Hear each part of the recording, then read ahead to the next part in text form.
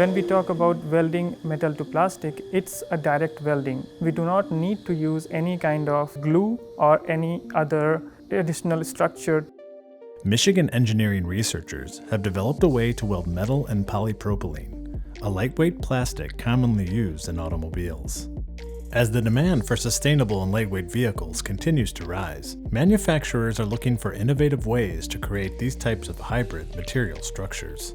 However, the chemical composition of plastics such as polypropylene make it extremely difficult to join metal without the use of adhesives and fasteners. To join the metal directly, we should have some kind of communication bridging between the metal and the plastic. We are just providing a very thin sheet that starts creating the bridging between the metal and the polymer when it is heated at a specific temperature and provided a certain amount of pressure. To apply heat and pressure, the research team used a frictional tool that moves along an aluminum plate as it rotates at high speeds. This pressure causes the aluminum to deform, generating heat that melts the plastic to the bridging layer and aluminum, creating a strong hybrid material joint. When we start pulling it after a certain loading, the joint does not fail.